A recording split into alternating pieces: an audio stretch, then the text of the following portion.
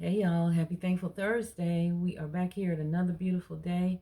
This sun is no joke. I'm sitting so that the little line things don't see the little line things don't come on my face.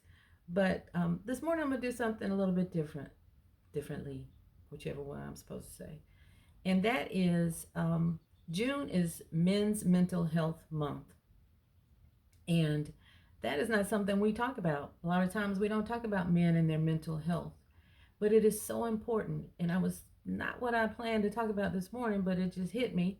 So here I am. That's what I'm going to discuss for a moment.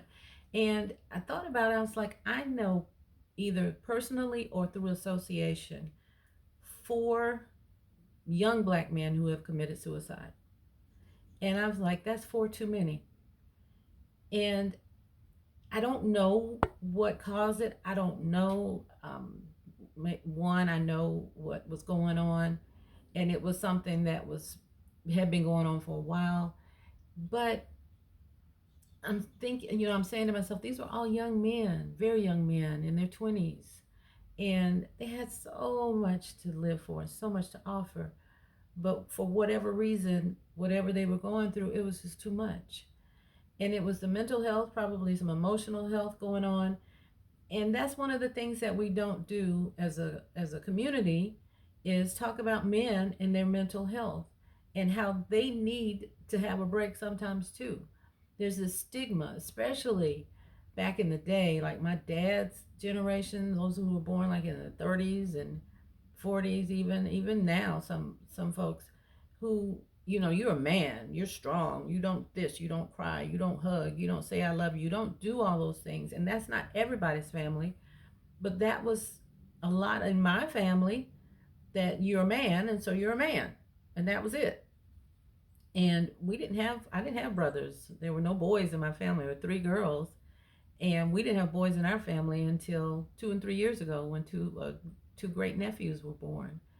And boys are different. They are different, which is a whole nother post. But we don't take the time. What's the first thing we tell them if they fall and something happens to them? Oh, you're a big boy. Big boys don't cry. And yeah, big boys do cry. 40, 50, 60, 70, 80-year-old big boys do cry, and sometimes they need to cry. I had been married for several years, or we had been married for several years before I ever saw Dee's cry. And I don't know if he didn't feel comfortable with it, or it's just the way he was raised that you just didn't do it as a boy, as a man. But sometimes holding all that stuff in, and it doesn't have to be to the point where it's so overwhelming that you can't go forward. Sometimes you just need a break to clear your brain, just like women do. What do? We go to the spa, we go get a manicure, we go get a pedicure, we take a day. I call mine Donna days, when I just need to just have a woosah moment with myself and go do something for me or with me, or sometimes just be quiet, get a book, and go away, or whatever it may be. Just a way to take yourself back, bring yourself back from that edge that you're getting ready to go over. And men need to do that too. And we as a community, and we as women, and so, who have men in our lives, we need to pay attention, and we need to make sure that they feel safe and comfortable with being able to do that. It is at the point now where I know if something is bothering Dees, and I know I can look at him. Sometimes if he's gotten quiet, which is rare, or if I can't find him and I go out in the garage, he's sitting in the garage just kind of staring off into space. He'll see me come out, and he'll look at me with those weird colored eyes, and I can see it. I can feel it. And by the time I make it to him, then he's broken down. And that is not a weakness, y'all. And I don't want him to think it's a weakness, and I don't want you all to think it's a weakness. There's been a lot that has gone on that would in our lives that will make you break down. But he's comfortable and safe with being able to talk with me and bring that to me. And that's the way we need to be able to support the men in our lives. It's not a stigma. It's okay. And it's okay to go and get some professional help if that is what you really need. Don't suffer alone. Don't suffer by yourself. And just know that there is a way for people to help you. People love you. People care about you. And they want to make sure you're okay. Because when you're not okay, then we're not okay.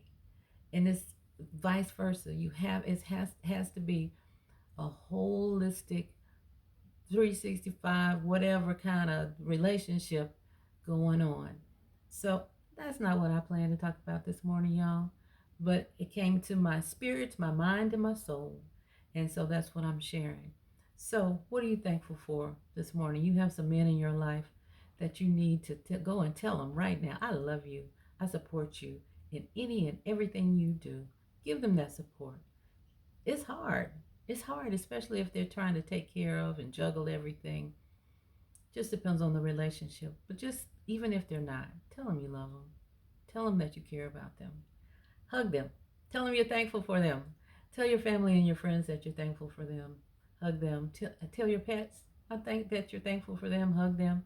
Tell yourself that you're thankful and you're amazing, and because you are. And tell God, thank you, God. Thank you, God, for another day, and thank you, God, for the men in your life. And happy Juneteenth. Happy Juneteenth. Happy Juneteenth. And you celebrate. If you're off, have a good day. If not, still celebrate. Happy Juneteenth.